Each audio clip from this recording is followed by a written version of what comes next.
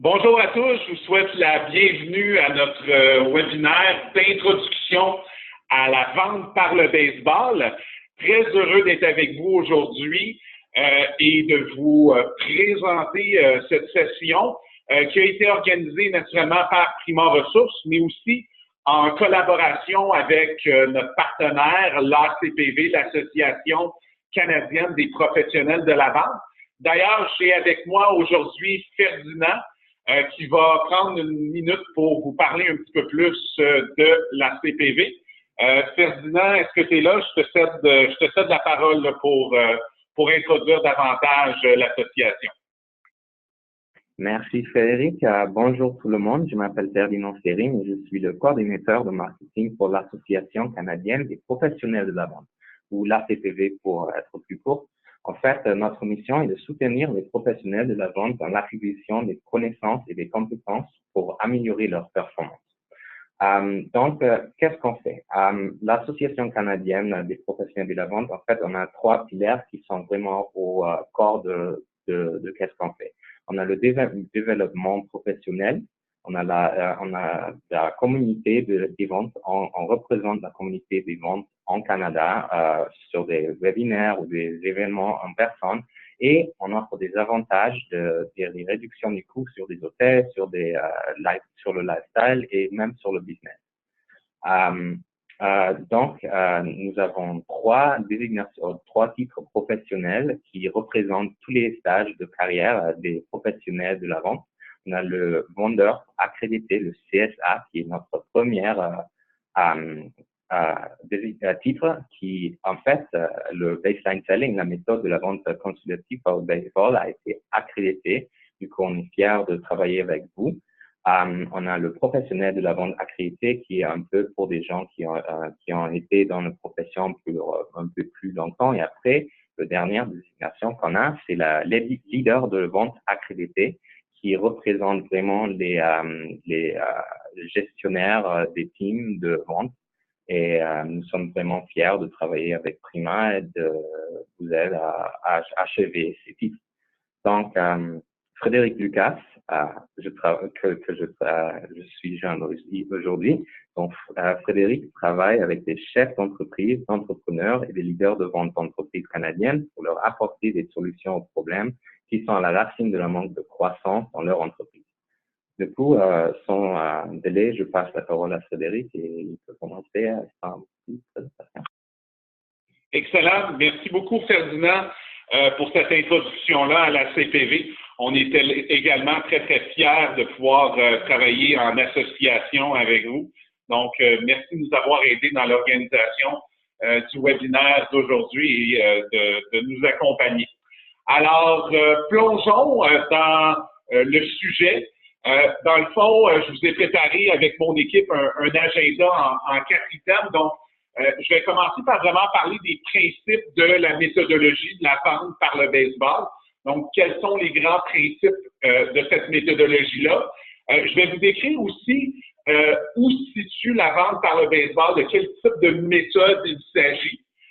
Ensuite de ça, on va parler vraiment des erreurs classiques que je vois dans l'application de cette méthode-là dans le processus de vente sur le terrain. J'ai eu l'occasion de coacher des centaines, pour pas dire des milliers de représentants de vendeurs. Donc, je dirais qu'il y a des pièges typiques dans lesquels les professionnels de la vente vont tomber quand ils exécutent leur vente. Donc, on va parler de ces pièges-là. On va parler de comment appliquer la vente par le baseball de façon concrète, de façon pratique avec les clients potentiels que vous avez. Et je suis très conscient qu'on a beaucoup de participants dans plein d'industries, dans plein de secteurs d'activité. La vente par le baseball a été appliquée dans plus de 200 industries. Donc, très certainement que vous allez trouver des moyens de transférer ce que vous allez entendre aujourd'hui à votre réalité. Mais je vais passer un peu de temps là, pour vous aider à ce niveau-là. Ensuite de ça, on va parler vraiment de comment être efficace à chaque étape, comment bien exécuter chacune des étapes. Et naturellement, je vais vous offrir là, des actions que vous pouvez prendre suite à la session d'aujourd'hui. Je rappelle l'ensemble des participants que vous pouvez poser des questions tout au long du webinaire. J'ai les gens de la CPV qui sont avec moi, Ferdinand, Et j'ai également mon équipe qui est avec moi, qui est là pour recevoir vos questions. Et je vais essayer d'incorporer des questions là, tout au long de la présentation. Et sinon, on a une section qui est vraiment prévue à la fin du webinaire pour être en mesure là, de faire un retour sur les interrogations que vous auriez durant la présentation. Donc, je vous encourage, oui, à utiliser la fonction soit convertir de la fonction chat ou la fonction question pour vraiment interagir avec nous aujourd'hui. Donc, démarrons sans plus tarder, attaquons le premier sujet, parlons des grands principes de la méthodologie de vente par le baseball, baseline selling en anglais. Dans le fond, parlons de ce qu'est la vente par le baseball. La première chose importante à savoir, c'est que baseline selling, la vente par le baseball, c'est une méthodologie de vente qui est consultative. Pour ceux qui ont lu des livres sur la vente, vous savez probablement qu'il existe toutes sortes d'approches. Il y a l'approche feature and benefit, donc avantages et caractéristiques, mais je vais aussi avoir l'approche des ventes plus stratégiques, donc le strategic selling, le solution selling, donc la vente de solutions. On a aussi l'approche de vente centrée client. On a naturellement aussi l'approche consultative et je pourrais en nommer bien d'autres types d'approches qui existent au niveau de la vente. La raison pour laquelle la vente par le baseball est consultative, c'est pas une préférence personnelle, c'est vraiment les données qu'on a. On a des données sur 1,8 million de vendeurs et ce que ces données-là nous indiquent, c'est que le 7% des vendeurs les plus performants, ceux qui ont vraiment 90% et plus des forces et des compétences pour performer en vente, leur approche, elle est consultative. Donc, la vente consultative est vraiment une façon, est vraiment une approche, une méthode utilisée par les meilleurs vendeurs. Maintenant, c'est pas juste l'approche qu'ils font qui ont du succès, ça prend des éléments pour soutenir ça. Ça prend les compétences en vente, ça prend de l'ADN de vente, ça prend de la motivation. Le but du webinaire n'est naturellement pas de couvrir ces éléments-là, mais certainement, si vous consultez notre blog, vous allez trouver beaucoup d'éléments complémentaires, des articles que j'ai écrits sur le sujet. Aujourd'hui, on va se concentrer sur l'approche. C'est juste d'être conscient que pour être un vendeur performant dans l'utilisation d'une approche consultative, ça prend d'autres qualités qui dépassent simplement l'approche. Donc, on a la vente par le baseball qui est cette approche consultative-là. Pour ceux qui connaissent spin selling, spin est aussi une approche de vente consultative. Par contre, ce qu'on a voulu faire avec la vente par le baseball, c'est vraiment de simplifier l'approche consultative. C'est peut-être un peu la difficulté quand on vend de façon consultative, quand on apprend cette méthode-là, ça peut être un petit peu compliqué à appliquer. C'est aussi souvent la critique qui ressort à propos du spin selling. Donc, l'idée de mettre ça sur un terrain de baseball, c'est qu'on rend ça, on simplifie ça, on rend ça aussi beaucoup plus visuel, donc plus facile à retenir. Donc, même si on n'est pas des grands fans de baseball, je pense que tout le monde est capable de se repérer puis de savoir un petit peu comment le sport fonctionne. Une approche de vente consultative, puis la vente par le baseball ne fait pas exception, c'est une approche qui est basée sur la conversation. Donc, ce que vous allez voir aujourd'hui, ce n'est pas des tactiques ou des techniques, même s'il y en a. L'idée, c'est vraiment d'avoir une conversation, que cette conversation-là avec le client potentiel soit naturelle. D'ailleurs, il ne faut pas que le client potentiel sente qu'il y a des tactiques ou des techniques. L'aspect naturel, puis je dirais même à la limite informel est important. L'aspect conversationnel est hyper important pour que ça fonctionne. Donc, c'est pas juste de dire je suis un script de questions, puis je fais juste appliquer ça de façon littérale. Il faut que ça soit intégré. Et c'est ça le défi, là, de réussir à intégrer la base, les questions. Je vais en parler un petit peu plus tantôt pour justement que ça ressemble à une conversation. C'est clair. C'est également quelque chose qui est répétable. Donc, l'idée d'avoir une méthode de vente, c'est d'être capable de l'appliquer avec les différents clients potentiels avec lesquels on fait affaire. Souvent, là-dessus, j'ai des gens qui me disent « Oui, mais Frédéric, il n'y a pas un client qui est pareil, il n'y a pas une entreprise qui est pareille. Comment ça peut être répétable? » Bien, justement, une bonne méthode va être suffisamment structurée pour donner une séquence avec des étapes, mais assez flexible pour être capable de s'adapter aux variations de situation qu'il pourrait y avoir. Et ce que notre expérience démontre, c'est que plus un représentant augmente son niveau de compétence en vente, plus il est capable d'appliquer la méthode de façon systématique sur toutes ses opportunités. Donc, quand on a un peu cette question-là ou cette objection-là ou cette résistance-là, de dire « ouais, mais ça ne s'applique pas », c'est souvent que ça indique un fossé dans les compétences qui doit être comblé, qui fait en sorte que le représentant ne peut pas l'appliquer partout. L'autre élément particulier de la vente par le baseball, c'est que c'est une méthodologie qui est complète. Donc, on couvre vraiment la prospection, la conversation consultative, la qualification, la conclusion et même la gestion de compte. Je reviens à l'exemple avec Spin Selling, par exemple, qui est une méthode consultative, comme je le mentionnais tantôt. Dans Spin, on va juste vous montrer la partie consultative de la conversation. On ne parlera pas de prospection, de qualification et de conclusion. Donc là, il faut avoir comme d'autres méthodes pour couvrir les autres aspects de l'approche de vente, ce qu'on n'a pas besoin de faire avec la vente par le baseball. Donc, on a vraiment quelque chose qui est très complet et qui, encore une fois, réduit la complexité au niveau de l'application puis au niveau de l'implantation. Donc, ça, c'est vraiment les grands principes, les grands avantages, je vous dirais, d'utiliser la vente par le baseball. Et ce que vous allez voir tout au long de la présentation, puis d'ailleurs, je vous invite à faire ça, c'est d'avoir en tête c'est quoi votre approche de vente actuelle, puis comment ça correspond, où est-ce que ça s'arrime sur l'approche de baseball que je vais vous présenter. Et le commentaire que j'ai des gens souvent, c'est justement, je suis capable de relier ce que je fais à quelque chose de vraiment plus structuré. Donc, ça va venir mettre une structure dans l'approche que vous avez actuellement avec vos clients et vos clients potentiels. Donc, parlons un peu de comment la méthode fonctionne, quelles sont les grandes étapes. Dans le fond, il y a 4 grandes étapes de base. Il y a la première étape qui est vers le premier but. Bien, ça, c'est notre étape où est-ce qu'on fait la prospection. Et naturellement, quand je parle de prospection, les gens pensent automatiquement des cold calls, faire des appels à froid.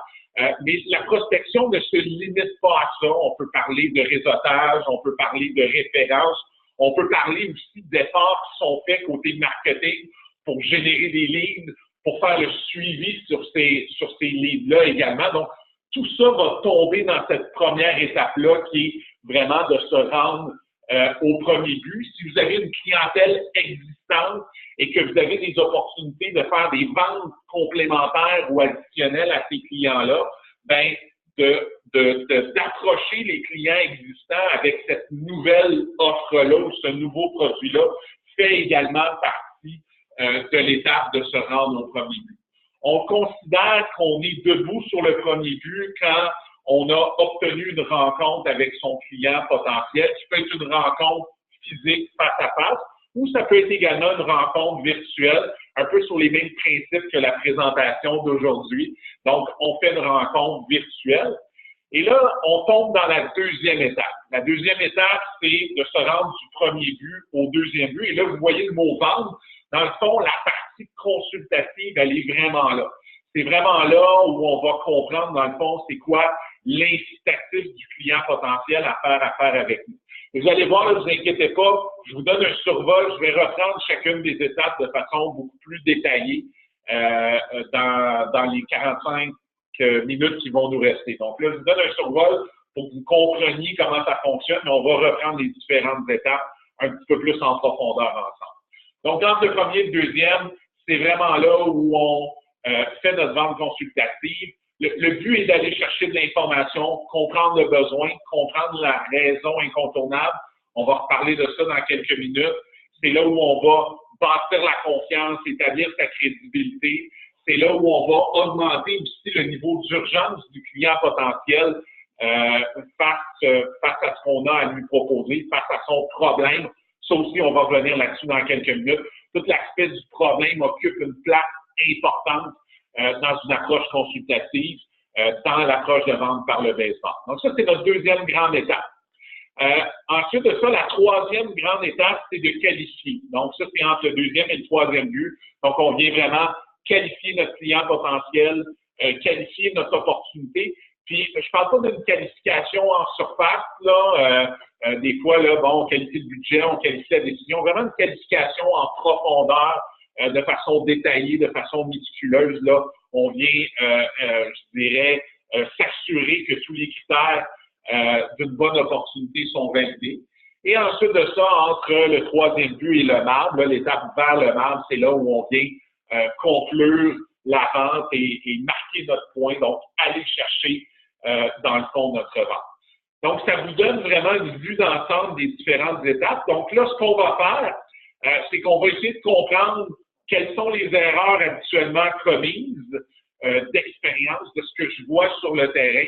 Et ensuite de ça, bien, qu'est-ce qui, de façon un petit peu plus détaillée, doit être fait à chaque étape, puis qu'est-ce qui va aussi supporter votre exécution. J'en ai parlé un petit peu tantôt. C'est pas juste de connaître l'approche, ça prend aussi d'autres éléments en dessous de ça pour être capable de bien exécuter ces approches-là. Donc, je vais prendre un peu de temps pour jaser de ça, avec vous.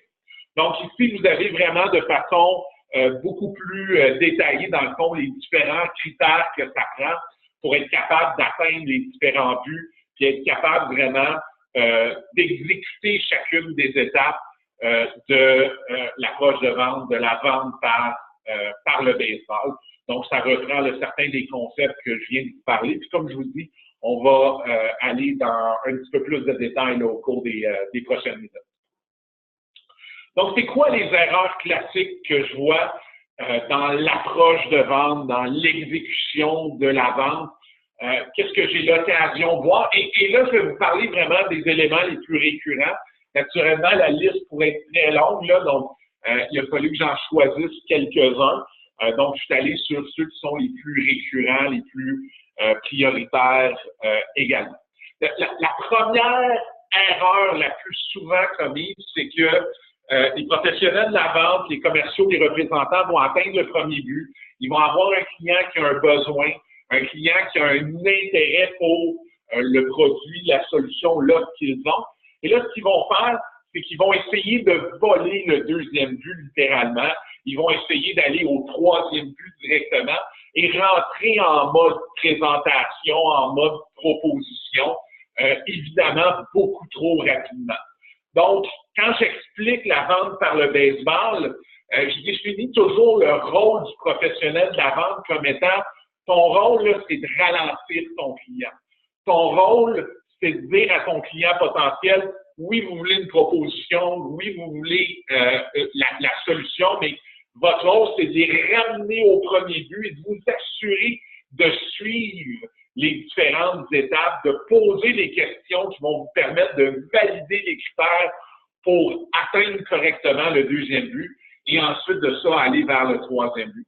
Si vous ne faites pas ça, vous n'allez pas chercher toute l'équité qui se trouve dans l'information que vous allez chercher vraiment dans le haut du terrain de baseball.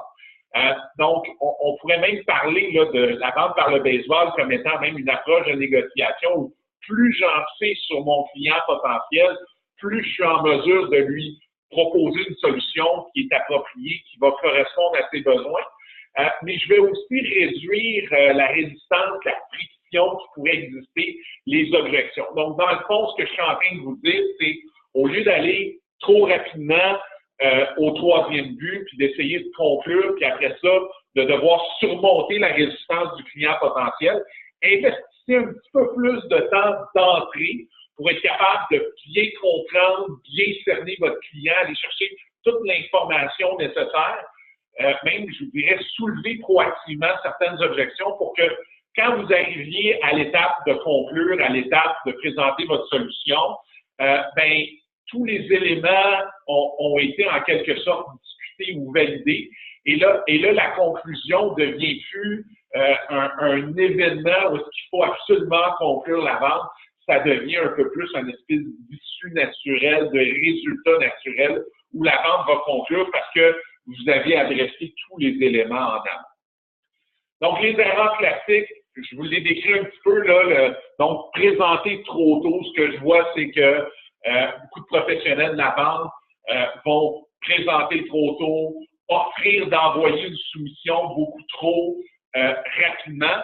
Et ce qu'il ne faut pas oublier quand on est en vente, c'est qu'à partir du moment où vous avez présenté votre solution, à partir du moment où votre client potentiel a votre soumission entre les mains, il n'y a plus nécessairement d'incitatif à répondre à vos questions, à répondre à vos suivis. Peut-être que certains d'entre vous ont expérimenté, en fait, je dirais assurément que d'entre vous ont expérimenté cette situation-là. Vous avez parlé avec un client, il a l'air d'avoir de l'intérêt. J'ai fait ma présentation, je lui envoie ma soumission, puis après ça, plus de nouvelles, il me rappelle pas, il retourne pas mes courriels, pas de réponse, puis là, le client là, vient de disparaître de la surface de la Terre en quelque sorte, puis pas capable de réengager avec ce client-là. Ben, c'est un petit peu ça, là. On est allé trop vite à la soumission, on est allé trop vite en présentation. Le client a eu ce qu'il voulait, puis là, dans le fond, il n'a plus besoin de nous reparler. Donc ça peut être une forme. On a fait une forme de ce qu'on appelle en vente de la consultation gratuite. Là, j'ai donné mes prix, mais j'ai pas eu la vente en retour. Une autre forme que peut-être aussi certains d'entre vous ont expérimenté, c'est j'ai présenté ma solution à mon client, il a pris ma solution puis il l'a donnée à mon concurrent, ou il a décidé de la faire lui-même à l'interne. Donc peut-être certains d'entre vous ont vécu cette situation-là. Mais encore une fois, c'est parce que vous avez présenté trop rapidement, envoyé la soumission trop rapidement. Et c'est un peu paradoxal ce que je vais vous dire là, mais l'idée là, c'est de ralentir pour aller plus vite. Donc, le fait que vous allez ralentir vous-même, vous allez ralentir votre client potentiel au début du processus de vente, va faire qu'à la fin, vous allez être capable d'aller beaucoup plus rapidement. C'est un peu, je dirais, l'ingrédient magique, le secret, là, c'est de ralentir pour aller plus vite. Et bien, c'est facile à dire et à mettre dans une phrase. De le faire concrètement sur le terrain en est une autre, puis on va toucher un petit peu à ça là, dans la présentation tantôt. Qu'est-ce que vous pouvez faire pour ralentir vos clients potentiels, mais gardez en tête que ça part avec vous. Il faut que vous commenciez par ralentir puis vous assurer que vous n'êtes pas en arrière de votre client. Les autres erreurs classiques, c'est de qualifier ou disqualifier le client trop rapidement. Je vois beaucoup de représentants, dès l'appel de prospection, on va demander au client s'il y a un budget, c'est lui qui prend la décision. À ce stade-là, là, le client n'a pas d'incitatif à répondre à vos questions de qualification. Puis il n'y a peut-être même pas l'incitatif d'avoir un budget avec vous. Je sais que beaucoup de clients à qui on parle, lors de la première conversation, ils n'ont aucun budget. Ils n'ont même pas prévu d'investir quoi que ce soit. Donc, si je pose la question du budget à ce moment-là, je vais disqualifier trop rapidement un client potentiel qui pourrait potentiellement devenir un client. Donc, opportunité perdue.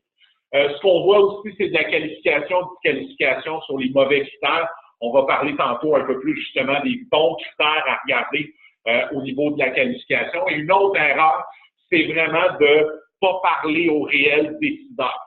Et là, je vous dis quelque chose, là, si lors de vos appels ou lors de votre approche avec votre client, vous posez la question, est-ce que vous êtes le décideur? Vous n'aurez pas la vraie réponse. Même si c'est pas le vrai décideur, ils vont dire que c'est eux le décideur parce qu'ils veulent soit protéger le décideur ou démontrer que c'est eux qui ont le pouvoir. Donc, de poser la question à la personne, est-ce que vous êtes le décideur là-dessus, ne fera pas nécessairement en sorte que vous allez avoir la vraie réponse. Très souvent, vous ne l'aurez pas. Je peux vous dire certaines choses. Je peux vous dire que, typiquement, il y a quelques exceptions, mais dans la grande majorité des cas, l'acheteur, la personne au département des achats n'est pas le décideur. Le décideur va être celui ou celle qui vit les conséquences des problèmes que vous êtes capable de résoudre avec vos produits, avec vos services ou avec vos solutions et qui a la capacité naturellement d'avoir accès à des fonds.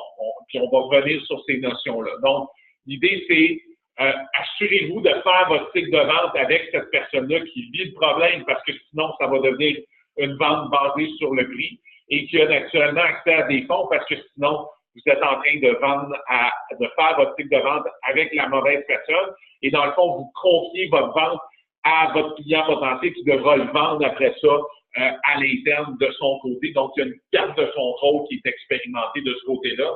Et de façon générale, avec les plus de 150 entreprises dans lesquelles j'ai dû faire des transformations, des ventes, dans l'ensemble. Et naturellement, si vous êtes dans le B2C, ça ne vous touche pas, mais si vous êtes dans le B2B, là, dans tous les dossiers de transformation, de façon systématique, il a fallu que j'amène l'équipe des ventes à viser un niveau plus haut dans la structure de l'organisation. Donc, souvent, le décideur est un niveau plus haut que les personnes à qui vous-même, si vous êtes dans les ventes, ou vos vendeurs, si vous êtes un leader des ventes, vendent actuellement.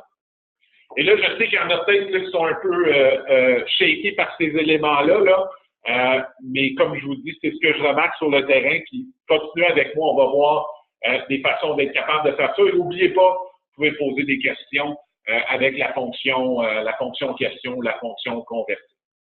Donc, comment on fait pour appliquer concrètement la vente par le baseball sur le terrain? Alors, je vous rappelle les 4 grandes étapes là, vers le premier but, prospecter. Entre le premier et le deuxième, c'est là où on fait, on vend, c'est là où on a la conversation consultative. Puis je dis vend, là, mais vous vendez quand vous posez des questions. On va revenir là-dessus. Entre le deuxième et le troisième, vous qualifiez. Et vers le marbre, vous êtes à l'étape de conclusion. Donc, si on vient sur l'étape vers le premier but, qui est vraiment la phase de prospection, tantôt, je vous ai nommé différentes façons de faire de la prospection. Ça ne se limite pas à des appels de prospection à froid. Il existe d'autres stratégies. Les appels à froid sont encore une stratégie tout à fait viable en 2019, mais ça devrait peut-être pas être votre premier recours. Généralement, je fais des appels quand j'ai pas assez de lignes ou j'ai pas assez de références. En dernier lieu, je vais aller vers les appels à froid. C'est peut-être pas nécessairement la première chose que je vais faire, à moins que j'ai pas de clients, là, que je parte vraiment de zéro. Donc, vers le premier but, l'idée, c'est de joindre le client potentiel. Idéalement, dès le départ, d'être capable de joindre la personne qui est le décideur. Et le décideur, la façon de savoir, c'est vraiment par le titre. Donc, typiquement, le titre ou le rôle de la personne va être semblable d'une entreprise à l'autre. Donc, l'idée, c'est de dire quel est le titre ou le rôle dans l'organisation si vous êtes en vente B2B naturellement, que je dois joindre B2B pour business to business, là, que je dois joindre qui est le décideur. Donc, par exemple, chez Prima, typiquement, ça va être, comme Ferdinand l'a mentionné d'entrée, là, souvent le chef d'entreprise ou l'entrepreneur qui va être le décideur dans ce qu'on fait. Maintenant, dans votre cas, ça peut être la personne aux ressources humaines, ça peut être la personne aux opérations. Donc, ça va varier en fonction de ce que vous vendez, mais l'idée, c'est de trouver cette personne-là qui est le ou la décideur. Ensuite de ça, il faut engager le client potentiel d'une façon adéquate. Si on est au téléphone, et moi, je pense que pour se rendre au premier but, ça ne se fait pas par courriel, ça ne se fait pas par les médias sociaux. Ça peut commencer là, mais éventuellement, il faut que ça soit converti vers une vraie conversation. Ben, il faut réussir à ce que le client potentiel nous donne son attention, que si on l'appelle, qu'il est sur son ordinateur, qu'il arrête de faire ce qu'il fait pour vraiment se concentrer sur la conversation qu'il est en train d'avoir avec vous. Donc, on ne veut pas ressembler aux appels qu'on reçoit vers 7-8 heures le soir. En fait, on veut vraiment être capable de se différencier dans l'approche. Puis il y a différentes façons de faire ça. Un truc que je peux vous donner, c'est juste de ne pas commencer vos appels en posant la question « Comment ça va? » Quand vous commencez vos appels comme ça, vous êtes pas mal en train de dire que vous appelez pour vendre quelque chose. Donc ça, c'est une des stratégies. Il y en existe bien d'autres, mais une des stratégies pour bien engager le client potentiel, de ne pas utiliser le « Comment ça va? » Ensuite de ça, on veut identifier un problème. OK? Et ça, c'est une partie importante. Souvent, ce que je vois, c'est que au niveau de la vente, on va penser en termes de quels sont les avantages que mon produit a à offrir aux clients, quels sont les besoins qu'on vient servir. Mais dans une conversation avec un client potentiel, on veut vraiment trouver quel est le problème qui se cache derrière le besoin qui est exprimé. Je vais reprendre nous chez Prima pour vous donner un exemple. On a souvent des gens qui nous contactent avec un besoin de formation. Et la première question qu'on pose, c'est pourquoi vous pensez que vous avez besoin de formation? Donc, en posant cette question-là, on va vraiment chercher quelle est la problématique en arrière du besoin qui est exprimé. Et ça nous permet d'avoir une conversation qui est beaucoup plus pertinente, beaucoup plus centrée sur le client potentiel. Et quand on identifie un problème, ça nous permet vraiment de s'assurer que notre client a un incitatif à aller plus loin. Ensuite de ça, on valide est-ce que le client veut effectivement résoudre ce problème-là. Et ensuite de ça, on va aller chercher une rencontre avec le client potentiel. Donc, à très haut niveau, c'est ce qu'on cherche à faire pour se rendre au premier but. En route vers le deuxième, donc on est vraiment dans notre conversation consultative. On veut comprendre et valider le besoin. On veut s'assurer qu'on est capable naturellement d'adresser ce besoin-là.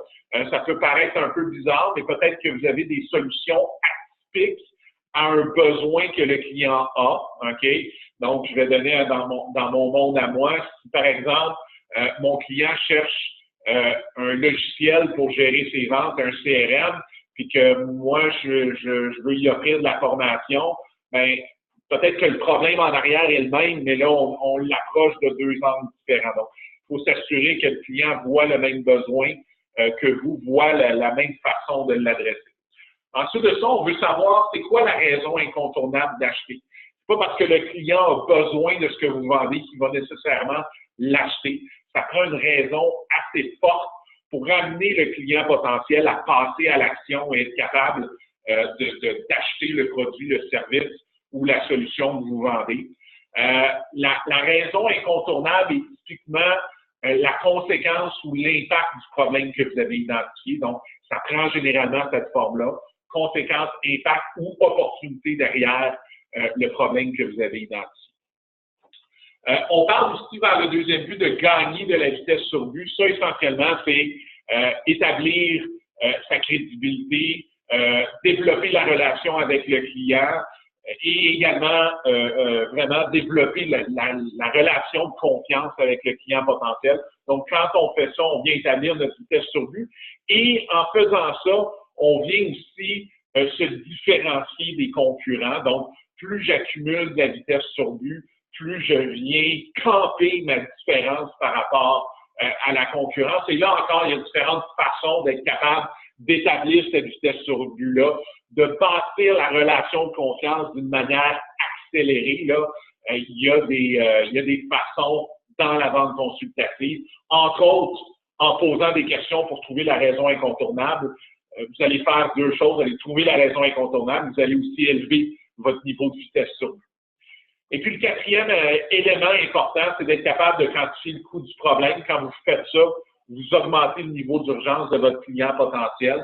Donc, on va être capable de mettre un signe de dollar sur le problème vécu par le client potentiel. Et souvent, quand on questionne le client pour trouver sa raison incontournable, ça va nous mener là, vers cette quantification-là.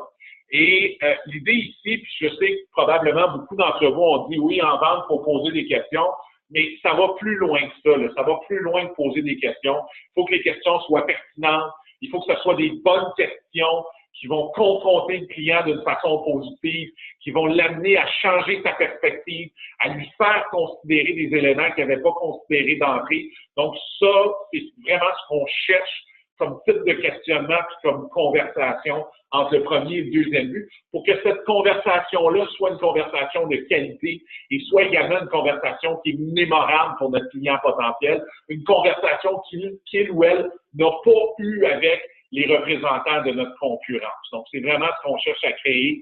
Donc, vous pouvez déjà réfléchir, c'est quoi les questions que moi je peux poser que je suis sûr que les autres ne posent pas.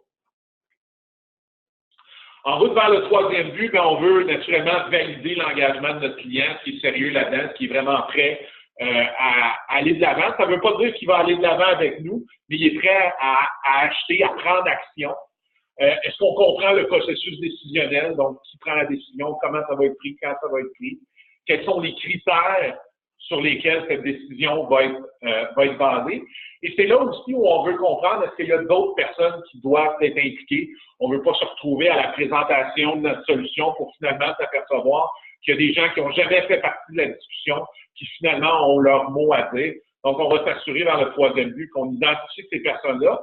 Et s'il y en a d'autres, ce qu'on va vouloir faire, c'est revenir au premier but dans la conversation avec eux pour identifier à ces individus-là, ces nouvelles personnes-là, quelles sont leurs raisons incontournables à eux qui peuvent être différentes que celles qu'on a identifiées jusqu'à présent. Donc, ça nous permet vraiment là, d'atteindre le troisième but et d'entamer notre course vers le marbre. Et c'est en route vers le marbre que là, on va présenter l'entreprise, qu'on va parler de la proposition de valeur qu'on a à offrir à notre client et qu'on va présenter une offre appropriée à ses besoins naturellement, mais aussi appropriée à ce que le client potentiel est en mesure d'investir. Et ensuite de ça, on va conclure de façon inoffensive. Ça, c'est notre approche. Donc, la conclusion inoffensive, qui est probablement la seule stratégie de conclusion que vous avez besoin de savoir, c'est qu'il y a des livres entiers qui ont été écrits là-dessus, mais de conclure de façon inoffensive permet de le faire simplement et sans pression, simplement en demandant à son client s'il désire avoir de notre aide. Donc, en demandant à notre client, voulez-vous de notre aide ou voulez-vous de mon aide? On garde le ton informel, puis on n'applique pas une pression indue au client potentiel qui pourrait justement sentir qu'il est en train de se faire vendre quelque chose. Et c'est pas ce qu'on veut parce que c'est là où la résistance sort. Toute l'idée derrière l'approche consultative, c'est justement d'évacuer cette perception-là que je suis en train de me faire vendre, de laisser le client acheter et de réussir à se positionner comme un conseiller, comme quelqu'un de confiance à travers ça, comme un expert, et non pas d'être perçu comme un vendeur, parce qu'on sait que quand on est perçu comme un vendeur, ben, on ne peut pas dire qu'on a nécessairement un lien de confiance là, avec notre client potentiel. Donc, maintenant, vous comprenez un peu mieux qu'est-ce qui doit être exécuté à chaque étape. Parlons un peu de comment être efficace à chaque étape. Donc, vers le premier but, ben, c'est de bien comprendre qui est mon client idéal, qui est mon client cible. On ne peut pas être toute chose pour tout le monde. Donc, l'idée, c'est de bien comprendre mon offre, elle correspond à qui, elle peut réellement aider qui. Le deuxième ingrédient, c'est de prospecter avec constance. La raison numéro 1 pourquoi les professionnels de la vente ont des résultats en montagne russe, c'est que leur prospection est en montagne russe. Je manque de travail, je manque d'opportunités, je prospecte, je viens très occupé, j'arrête de prospecter et donc ça crée cette espèce de montagne russe-là. Les meilleurs vendeurs vont prospecter, même quand ils sont très occupés, vont donner une priorité à leur prospection. S'assurer de faire assez naturellement d'activités de prospection pour remplir son pipeline et bien utiliser le non-verbal. On a une question, quelqu'un me demande un script de prospection.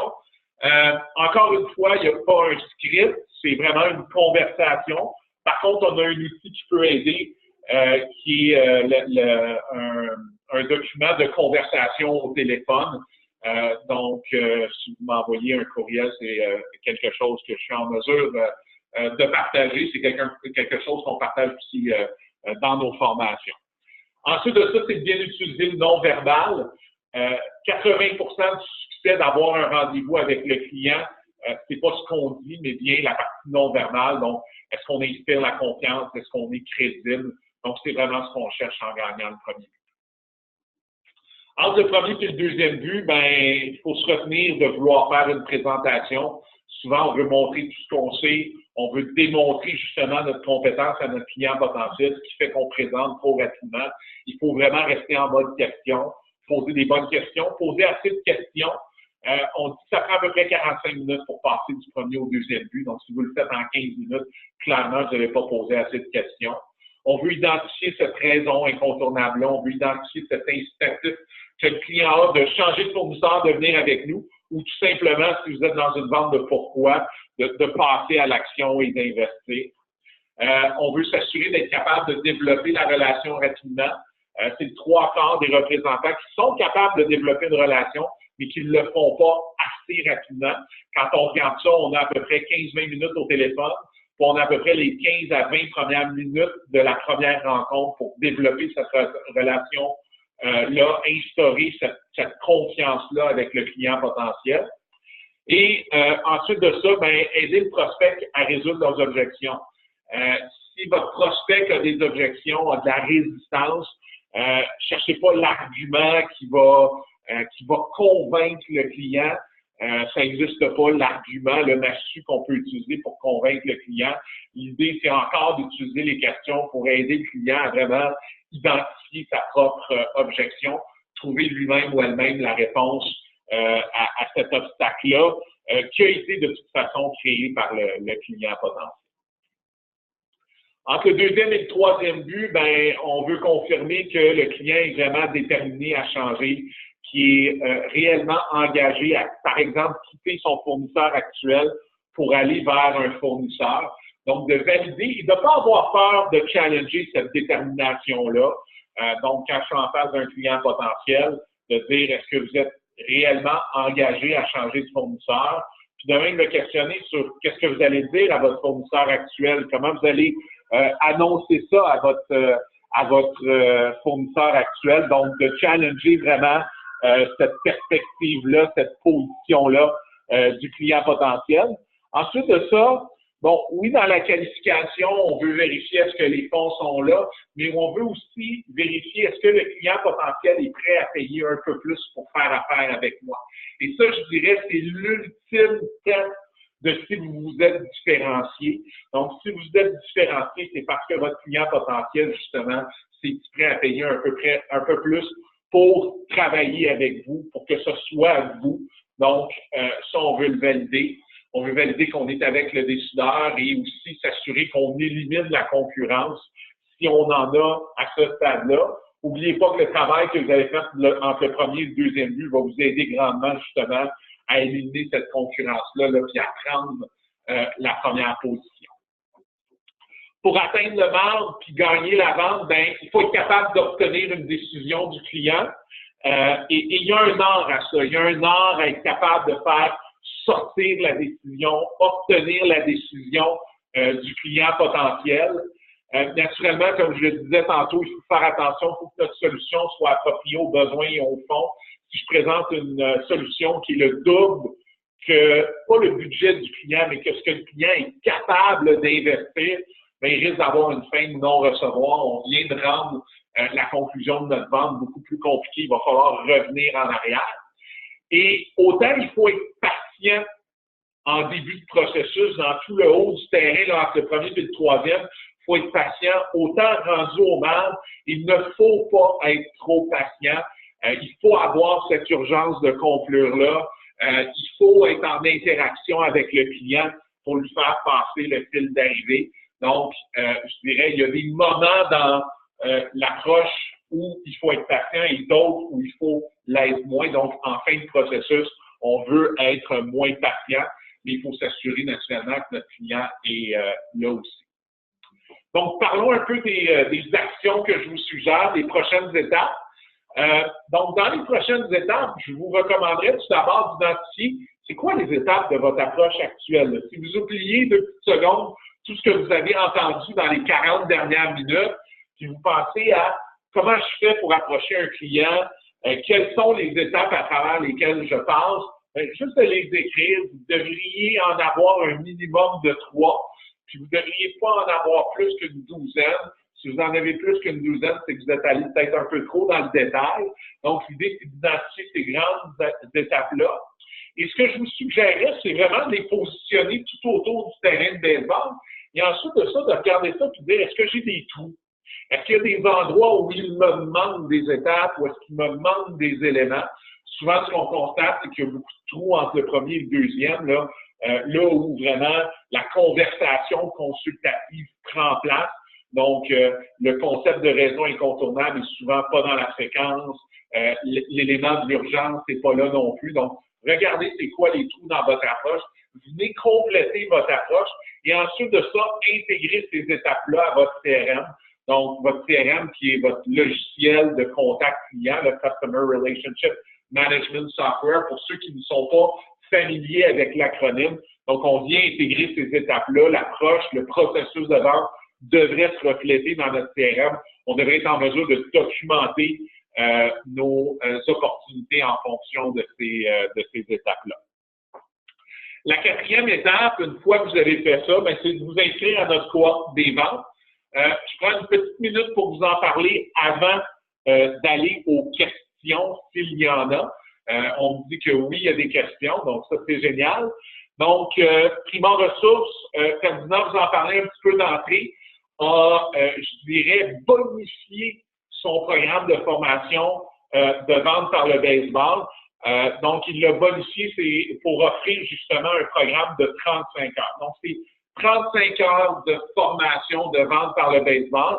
Vous le voyez déjà aujourd'hui, là, je vous donne un survol, mais il y aurait beaucoup de choses à dire sur chacune des étapes. La mise en application de ces étapes-là requiert naturellement d'aller plus en profondeur, requiert de comprendre aussi le comment, la conversation ressemble à quoi, qu'est-ce que je dis concrètement.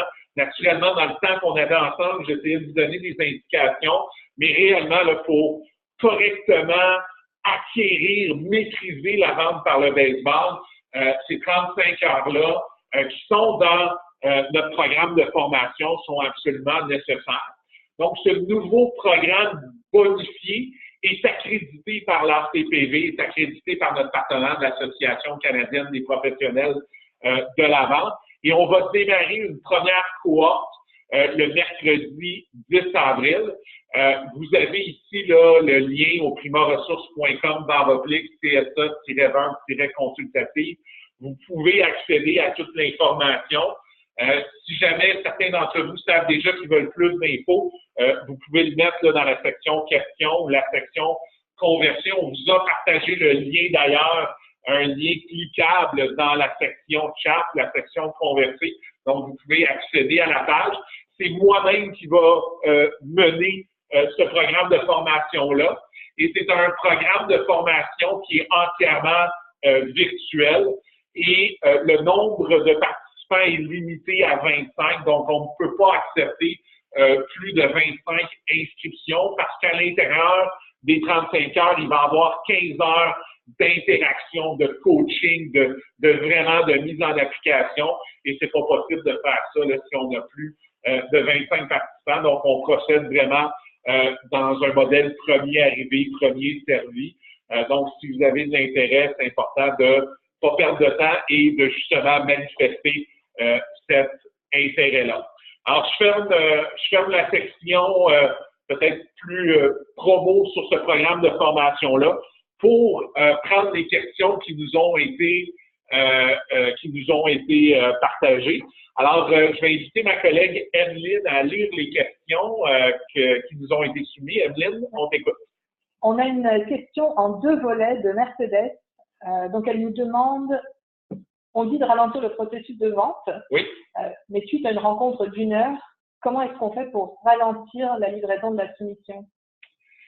Suite à la rencontre d'1 heure, ralentir la livraison. Ce qu'il faut vraiment voir, et ça c'est une question intéressante, c'est que c'est pas j'ai dit ça prend au moins 45 minutes, mais c'est pas le temps passé avec le client potentiel qui détermine où est-ce qu'on est dans le processus, c'est vraiment est-ce qu'on a validé l'ensemble des critères. Donc, si au bout d'1 heure, on s'est rendu seulement au 2e but, bien là, à ce moment-là, il va falloir fixer une autre rencontre avec notre client potentiel pour vraiment s'assurer qu'on couvre les questions restantes. Par contre, si on s'aperçoit que dans l'heure, on a réussi à atteindre le 3e but, qu'on a validé l'ensemble des critères et qu'on est prêt à livrer une soumission, bien là, à ce moment-là, ce que je vais faire, c'est que je vais fixer un moment où je peux présenter ma soumission. Ça ne devrait pas être envoyé par courriel. Présenter ma soumission au client et je vais m'assurer de poser la question d'abord, monsieur le client, on va fixer un moment pour que je puisse vous présenter notre proposition. Une fois ma proposition présentée, allez-vous être en mesure de prendre une décision. Donc, on va s'entendre d'entrée sur qu'est-ce qui va se passer par la suite. Donc, j'espère que ça répond à la question et que ça vous aide, Mercedes, avec ça. La deuxième partie de la question, oui. C'est un client qui dit qu'il veut travailler avec nous, il veut une soumission. Est-ce que parfois, ça peut vouloir dire qu'il veut seulement notre prix? Absolument. Puis d'ailleurs, il y a une règle qui dit plus votre client est pressé, ça veut dire plus il va sûrement vous mettre de la pression pour avoir votre prix, plus il a probablement décidé qu'il achetait ailleurs, mais il voulait juste avoir ce qu'on appelle un check price, là. Il veut avoir une comparaison. Donc, la règle, c'est plus votre client est pressé, plus vous devez ralentir encore plus. Donc, tout à fait vrai dans cette observation-là. On a une autre question d'Annie. Si on approche un nouveau prospect, à quel but devons-nous sans faute être en présentiel si on débute en virtuel? Sommes-nous obligés de nous voir en personne? C'est une excellente question. Non, vous n'êtes pas obligé de vous voir en personne. Pour moi, toute la partie de se rendre au premier but, ça se fait par téléphone, c'est correct. Là, on est dans notre appel. Mais à partir du premier but, là, entre le premier à aller jusqu'au 3e, normalement, si on n'est pas en rencontre physique, je vous suggère vraiment d'être effectivement en présentiel, donc d'utiliser un outil comme on utilise aujourd'hui, Zoom, qui est notre outil, ça peut être Skype, puis de vraiment avoir la webcam. Et quand moi, je fais ça avec mes clients, je leur dis, pouvez-vous choisir un moment où est-ce que vous savez que vous allez être en face de votre ordinateur, puis vous allez pouvoir ouvrir votre caméra. Donc, je pense que la partie vidéo reste importante. Je pense que c'est important que les clients potentiels sachent que c'est quelqu'un de vivant en chair et en os en arrière de la ligne, en arrière de l'écran. Donc, ça serait ma recommandation. On a encore pas mal de questions. Oui, c'est bon. Bonjour, la présentation de l'entreprise ne devrait pas aussi se faire en début de relation afin que le client connaisse l'entreprise? Les clients sont très centrés sur eux-mêmes. OK? Donc, au risque de déplaire, ils ne sont pas très intéressés par l'entreprise. Ce qui les intéresse, c'est les problèmes que j'ai, puis ensuite de ça, quelles sont les solutions à ces problèmes-là. Donc, ma suggestion, c'est de présenter votre entreprise sous la forme des problèmes que vous êtes en mesure de résoudre. D'ailleurs, puis on le voit dans la formation, il y a tout un module qui est consacré aux énoncés de positionnement, qui est spécifiquement d'être capable de présenter son entreprise de cette façon-là. Et ce que ça fait, c'est que ça met la table après ça à une bonne conversation. Quand on présente l'entreprise trop vite, souvent on va soulever des objections où le client va déjà se faire une idée par lui-même, puis va nous qualifier ou nous qualifier sans nécessairement qu'on ait de contrôle là-dessus. Donc, j'espère. Prochaine question. On a une question vraiment précise sur la prospection. Si on ne dit pas « Bonjour, comment allez-vous », qu'est-ce qu'on dit à la place? Généralement, je vais commencer par « Salut Emeline, Frédéric Lucas ». Et là, après ça, je ne dis plus rien jusqu'à temps que la personne réponde. Et là, après ça, il y a différentes choses qu'on peut dire. Est-ce que je vous prends un bon moment? Pas certain que vous sachiez qui je suis. Donc, il y a différentes formules qu'on peut avoir sous la forme d'une question pour encore là porter une réponse. Mais ma suggestion, c'est vraiment d'y aller très, très simple au départ, puis avec un ton très cordial, informel, un peu comme si on connaissait la personne, même si on la connaissait. Okay. On a une autre question de Nicolas. As-tu une idée ou des trucs sur l'application de cette approche avec des représentants de type amical et moins capables d'être de réels challengers? Je dirais que c'est le défi, OK? C'est souvent ce qui est au cœur des transformations des ventes qu'on fait avec les entreprises. On a justement une équipe qui est relationnelle, amicale, et là, on doit les amener à être consultatifs. Donc, il y a des étapes à respecter. Je mentirais si je dirais que tout le monde peut faire la transition. C'est pas tout le monde qui peut prendre un virage comme celui-là. Mais cette approche consultative-là, si la motivation et le désir d'apprendre est présent chez ces représentants-là, c'est tout à fait quelque chose qu'ils sont en mesure d'apprendre. Mais ça va prendre du travail pour les déprogrammer et les reprogrammer par la suite. Une question, en fait, on va prendre encore 2 questions. Oui. Et puis, si d'autres questions arrivent en cours de route, on y répondra par courriel par la suite. Génial. Donc là, c'est une question de Chantal. Quand le client est conscient de sa problématique et de ses pertes de revenus et qu'il comprend à quel point nous pouvons régler le problème et l'aider, s'il ne veut pas tout de suite passer à l'action, que pouvons-nous dire ou faire pour lui faire sentir l'urgence ou simplement conclure? Quantifier le coût du problème. Donc, souvent, on a un client qui a un besoin, qui a la raison d'acheter, mais ça traîne.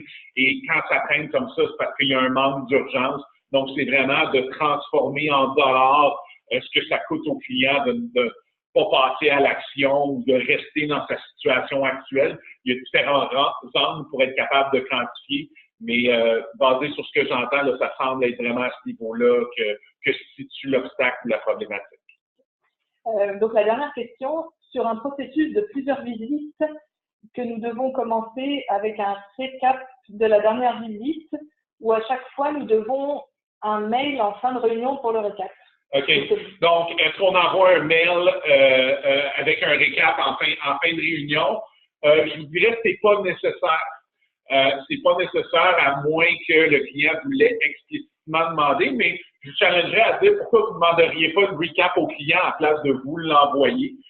Donc, ça vous place plus dans une relation expert-conseil que dans une relation subordonnée de je fais le résumé et je vous l'envoie. Si vous êtes pour envoyer un courriel, essayez plutôt de trouver des choses qui vont ajouter de la valeur. Chez Prima, souvent, on va envoyer des articles, on peut envoyer une petite vidéo, on peut envoyer une ressource. Donc, quelque chose qui n'est pas un recap, mais plutôt quelque chose qui va ajouter, qui va permettre de poursuivre la conversation après la conversation qui a eu lieu. Ça serait vraiment ma recommandation. Donc, très bonne question. Merci. Merci à tout le monde pour votre participation, pour vos questions. C'est très enthousiasmant de voir justement qu'il y a eu beaucoup d'engagement. J'aurais aimé passer plus de temps à répondre aux questions. C'est ma partie préférée. Naturellement, c'est quelque chose qu'on a le temps de faire beaucoup plus en profondeur avec des jeux de rôle. Et là, je peux juste prendre vos questions par écrit, mais donc quelque chose qu'on peut faire aussi, qu'on va faire dans la cohorte de formation. Mais très enthousiasmant de voir ça.